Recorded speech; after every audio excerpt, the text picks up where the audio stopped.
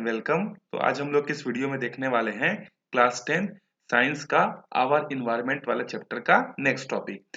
तो जैसा कि इसका पहला वाला वीडियो आ चुका है जिसमें हमने इसके इंट्रोडक्शन वाले पार्ट को हमने कवर किया था और वहां पर हमने देखा था कि इकोसिस्टम क्या होता है, इकोसिस्टम वर्ड को सबसे पहले किसने यूज किया था, इकोसिस्टम होता क्या है, ये सब चीजें हमने पढ़ी थी। तो इकोसिस्टम क्या होता है, जब हम लोग किसी भी लिविंग बीइंग के बारे में या किसी भी स्पेसीज के बारे में जब कोई जानकारी चाहते हैं तो वो जहां पर रहता है, वो जहां पर सरवाइव करता है, उसके पूरे हैबिटेट के बारे में जानना क्या कहलाता है, एक इकोसिस्टम जो है कहलाता है। ठीक है। अब देखते हैं कि जो इकोसिस्टम जो होता है वो जब धान की खेती की जाती है राइस फॉर्म में, किस किस तरीके से डिफरेंट डिफरेंट टाइप के इकोसिस्टम जो है वहां पर हमको देखने को मिलते हैं। We know that most food chain start with the plants. हमको पता है कि जितने भी मोस्टली जो फूड चेन होते हैं वो सब कहाँ से स्टार्ट होते हैं, प्लांट से ही स्टार्ट होते हैं। क्यों प्लांट से स्टार्ट होते हैं? Plants are capable of converting solar energy to that stored in the chemical bonds of the compound by the process called photosynthesis. Plant से फूड जो फूड वेब जो होता है, फूड चेन जो होता है वो प्लांट से स्टार्ट होने होता है। उसका रीजन क्या है? प्लांट जो होते हैं वो क्या करते हैं, अपना खाना खुद बनाते हैं, वो दूसरे पर डिपेंडेंट नहीं रहते। और उनका जो खाना बनाने का जो प्रोसेस होता है, उनके खाना बनाने के प्रोसेस को हम लोग क्या बोलते हैं, खाना बनाने के प्रोसेस को बोलते हैं फोटोसिंथेसिस प्रोसेस। तो जब वो खाना खुद ही बना लेते हैं, दूसरे पर डिपेंडेंट नहीं होते हैं, तो सबके सब क्या होंगे, बाकी जितनी भी अदर एनिमल अदर स्पेसीज हैं वो तो अपना फूड खुद नहीं बनाती, तो प्लांट पर डिपेंड रहती हैं। इसीलिए सारी की सारी फूड चेन जो होती है वो कहाँ पर डिपेंड करती है, प्लांट्स पर जो है डिपेंड करती है, बिकॉज दे आर प्रोड्यूसर। वो प्रोड्यूस करने की कैपेबिलिटी रखते हैं। इसी वजह से वो कहाँ से चालू होता है, वो जो है प्लांट से जो है स्टार्ट जो है होता है। और एक और चीज आप लोग याद रखना, इसमें एक चीज आया देखो, फोटोसिंथेसिस प्रोसेस करके। ठीक है। तो फोटोसिंथेसिस प्रोसेस क्या होता है, सनलाइट के प्रेजेंट में जो प्लांट्स जो होते हैं वो क्या करते हैं, अपना फूड प्रिपेयर करते हैं। तो उनके फूड को प्रिपेयर करने का जो प्रोसेस होता है उसी प्रोसेस को हम लोग क्या बोलते हैं, फोटोसिंथेसिस प्रोसेस जो है बोलते हैं। प्लांट्स आर दस कॉल प्रोड्यूसर्स, जो चीज मैंने बोली वही चीज ये भी बोल रहा है कि प्लांट्स अपना फूड खुद प्रिपेयर करते हैं, इसीलिए इनको क्या बोला जाता है, प्रोड्यूसर जो है बोला जाता है। You will study about this is in chapter detail in chapter life processes part 1। जो लाइफ प्रोसेसेस का जो पार्ट 1 है वहां पर आप डिटेल से पढ़ोगे कि किस तरीके से जो प्लांट्स जो होते हैं वो प्रोड्यूसर का काम करते हैं, कैसे वो अपना फूड बनाते हैं, ये सब डिटेल में वहां पर पढ़ेंगे।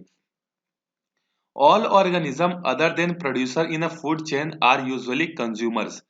किसी भी फूड चेन में प्लांट को छोड़कर जितने भी अदर पार्ट्स जो बचते हैं या अदर स्पेसीज जो बनते हैं, वो सारे के सारे स्पेसीज क्या होते हैं, ओनली कंज्यूमर होते हैं। कंज्यूमर मतलब जो प्रोड्यूसर से बनाए हुए खाने को खुद खा जाते हैं उनको बोलते हैं कंज्यूमर बोलते हैं। The producer in a rice farm are mainly the rice plant. अगर हम लोग धान के खेत के बारे में बात करें तो धान के खेत में जो सबसे बड़ा जो प्रोड्यूसर होता है वो धान का पौधा ही होता है। Several organism thrive in a rice farm from the sowing to harvesting season.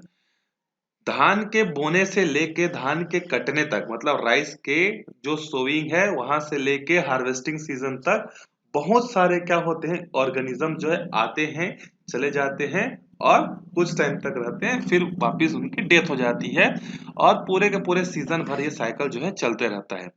Some organism thrive in the soil while some in the water while some other on the rice plant itself। कुछ जो organism जो होते हैं वो पानी के अंदर में होते हैं, कुछ ऑर्गेनिज्म जो होते हैं वो सॉइल में होते हैं, और कुछ ऐसे ऑर्गेनिज्म होते हैं जो कि खुद ही धान के पौधे में मतलब राइस के प्लांट में ही क्या होते हैं, प्रेजेंट होते हैं। There are occasional visitors as well that visit a rice farm. Sometimes we find an ecosystem changing over time on this rice farm. जब आप ये जो राइस का जो फार्म है इसमें आप टाइम टू टाइम कुछ, जैसे एक हफ्ते बाद या 15 दिन बाद या 20 दिन बाद जब आप राइस फार्म पर जाओगे तो आपको डिफरेंट डिफरेंट फूड चेन्स जो है देखने को मिलेंगी। जैसे राइस का प्लांट अगर छोटा है तो उस समय जो इकोसिस्टम ज्यादा देखने को मिलेगी वो वाटर में मिलेगी। ठीक है। जैसे जैसे राइस का पौधा बड़ा होता जाएगा तो इकोसिस्टम जो है अब प्लांट पर भी डिपेंडेंट होता जाएगा। तो जैसे जैसे आप अलग अलग टाइम्स में जाते जाओगे, अलग अलग टाइम में जब जाते जाओगे तो क्या होगा, आपको अलग अलग इकोसिस्टम जो है दिखते जाएगी। ठीक है, लेट अस स्टडी वन, उसमें से एक के बारे में हम लोग पढ़ते हैं। देखो, you may have observed a rice farm. On the basis of your observation and the figure given here, enlist all the abiotic component in the rice farm. अगर आपको कभी मौका मिले तो अब आप क्या करना, राइस फार्म में जाना और राइस फार्म में जाकर वहां पर क्या क्या फूड चेन है, क्या क्या कंपोनेंट प्रेजेंट है, बायोटिक कंपोनेंट, अबायोटिक कंपोनेंट, सबको आप अच्छे से देखना। और देखने के बाद बोल रहा है कि आप इनलिस्ट करो कि वहां पर आपने एबायोटिक चीजें क्या क्या देखी। तो एबायोटिक चीजें मतलब वाटर देखी आपने, एयर देखी आपने, उसके बाद सनलाइट देखी आपने, तो ये सब क्या है, अबायोटिक चीजों में आती है। तो ये सब चीजें वहां पर प्रेजेंट थी। Figure 4 shows the example of some organism that thrive in the rice farm. Discuss with your friends and write the interrelationship between the organism thriving in the rice field and the abiotic component here. एक figure आपको दिया होगा, उस figure में बोल रहा है, ये देखो ये फिगर है, ये कहाँ का है, राइस फार्म का फूड चेन है। तो देखो, राइस फार्म में पानी के अंदर में क्या है, फिश है, और छोटा सा क्या है, इंसेक्ट है। ये जो फिश है, इस फिश को कौन कौन खाता है, ह्यूमन बींग्स खाता है, आउल खाता है, उसके बाद फॉक्स खाता है। इसके अलावा यहाँ पर जो प्लांट्स जो होते हैं उसको कौन खाता है, रैबिट खाता है, रैबिट का स्क्वेरल खाता है, रैट खाता है। उसके बाद जो सीड को खाने वाले जो बर्ड्स होते हैं वो खाते हैं। उसके बाद हर्बीवरस जो इंसेक्ट होते हैं, जो हरी पत्ती खाने वाले कीड़े होते हैं। फिर ये जो हर्बीवरस इंसेक्ट है, इसको कार्निवरस इंसेक्ट खाता है, कार्निवरस इंसेक्ट को फ्रॉग खाता है, फ्रॉग को कौन खाता है, स्नेक खाता है। इस तरीके से देखो यहाँ पर एक टोटली आपके पास क्या है, एक जो है फूड चेन जो है बना हुआ है। और सारे के सारे फूड चेन अल्टीमेटली किस पर डिपेंडेंट है, प्लांट पर ही क्या है, ये डिपेंडेंट है। तो ये आपका इंटर रिलेशनशिप है, समझ में, इंटर रिलेशनशिप मतलब एक स्पेसीज दूसरे स्पेसीज पर कैसे डिपेंडेंट है। अब देखो, ये जो फूड चेन है इसको बैलेंस होना भी बहुत जरूरी होता है, क्योंकि अगर इस फूड चेन में कोई एक स्पेसीज ज्यादा हो जाएगी तो फिर वो इकोसिस्टम के लिए क्या हो जाएगा, डेंजरस हो जाएगा। जैसे कि मान लो इस इकोसिस्टम में जो रैट है, रैट का जो नंबर है वो क्या हो गया, बहुत ज्यादा बढ़ गया। तो जब रैट का नंबर बढ़ जाएगा तो क्या करेंगे, प्लांट्स को कुतर कुतर कर खा देंगे, तो पूरा का पूरा हमारा प्लांट्स क्या हो जाएगा, वेस्ट हो जाएगा। और अगर रैट ज्यादा होंगे तो उसको कौन कौन खाता है, उसको खाने वाले हैं ऑल, और उसको खाने वाले मेनली जो है फॉक्स और स्नेक। ये भी क्या हो जाएंगे, नंबर्स में बढ़ जाएंगे। जब नंबर्स में बढ़ जाएंगे तो हमारा पूरा का पूरा इकोसिस्टम क्या हो जाएगा, अनबैलेंस जो है हो जाएगा। तो इकोसिस्टम को बैलेंस होने के लिए जो स्पेसीज है उनका नंबर क्या होना चाहिए, फिक्स्ड जो है होना चाहिए। देखो आगे, studying a food chain of the food web in the figure 4 and estimating the number of organism found in a hectare। 1 hectare मतलब होता है 1000 स्क्वायर मीटर। आप उतने बड़े एरिया में जाओ, 1 हेक्टेयर वाले एरिया पर, और वहां पर इकोसिस्टम को ऑब्जर्व करो।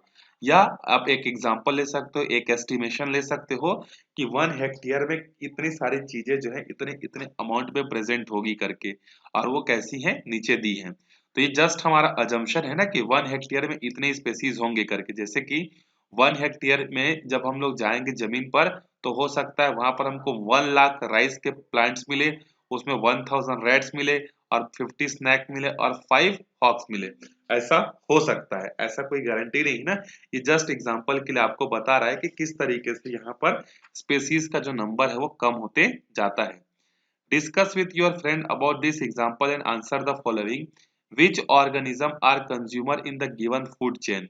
इस ऑर्गेनिज्म में कौन कंज्यूमर है, तो रैट भी कंज्यूमर है, स्नैक भी कंज्यूमर है, हॉग भी कंज्यूमर है। How many rice plants would feed a rat?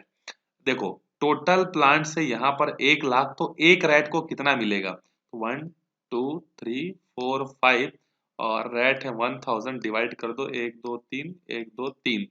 तो ऑलमोस्ट एक रैट को जो है 100 पौधा क्या होगा, खाने को जो है मिलेगा।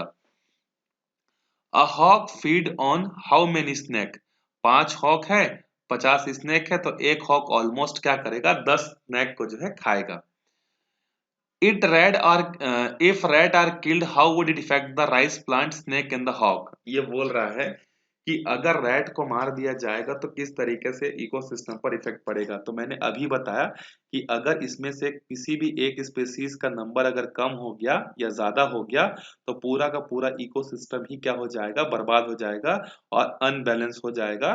जैसे कि रैट की संख्या कम हो गई तो आउल भूखा मर जाएगा, स्नेक भूखा मर जाएगा। तो सारे के सारे जो है एनिमल जो है जो उस पर डिपेंडेंट है वो सब भी मरने लगेंगे। ठीक है, चलो। There is such a lot of diversity in the living world that relationship of eating and the being eaten can not be completely understood by the food chain. अब पूरी दुनिया में इतनी बड़ी डाइवर्सिटी है तो इतने बड़े डाइवर्सिटी को आप सिर्फ और सिर्फ फूड चेन से जो है नहीं समझ सकते हो। A food web gives a better preview of the same.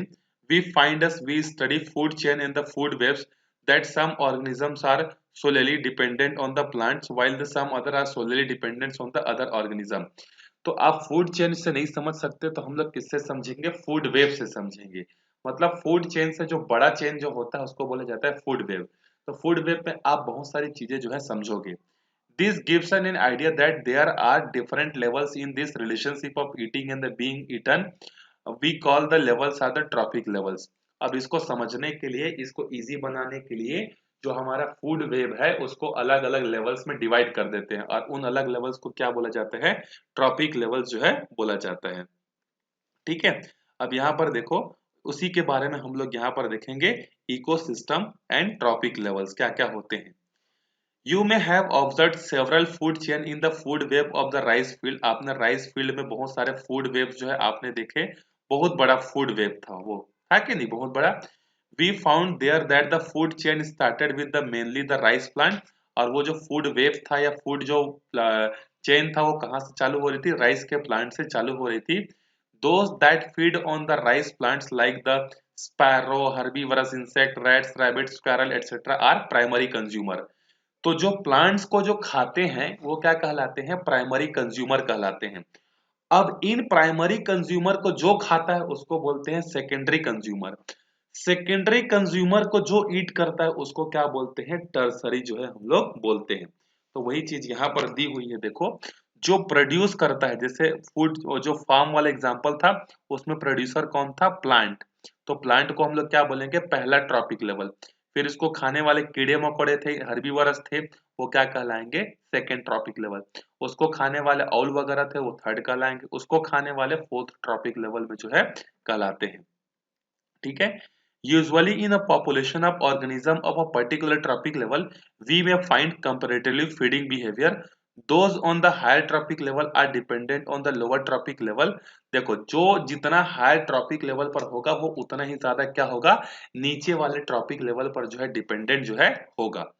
The population of the organism of a trophic level is controlled by the population of the next or the higher trophic level. अब यहाँ पर देखो हमारे पास क्या है?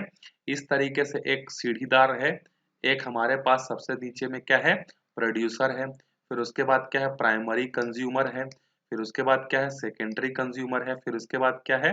Tertiary consumer है, उसके बाद क्या है? फोर्थ स्टेज पर है। तो यहाँ पर देखो, एक ट्रॉपिक लेवल की जो पॉपुलेशन है वो कितनी होगी, वो किस बात पर डिपेंड करती है? उसके नीचे में कितने स्पेसीज हैं। अगर नीचे में कम स्पेसीज है, जैसे प्रोड्यूसर कम हो गए तो प्राइमरी कंज्यूमर कम हो जाएंगे, प्राइमरी कंज्यूमर कम होंगे तो सेकेंडरी कंज्यूमर कम हो जाएंगे, सेकेंडरी कंज्यूमर कम होंगे तो टर्सरी कंज्यूमर कम हो जाएंगे। तो एक ट्रॉपिक लेवल का जो पॉपुलेशन है ना उसको कंट्रोल कौन करता है? उसके नीचे लेवल का जो ट्रॉपिक लेवल है वो कंट्रोल जो है करता है। There are certain other organisms in the nature that either feed on the dead or decaying matter or in the wastage of the other organism.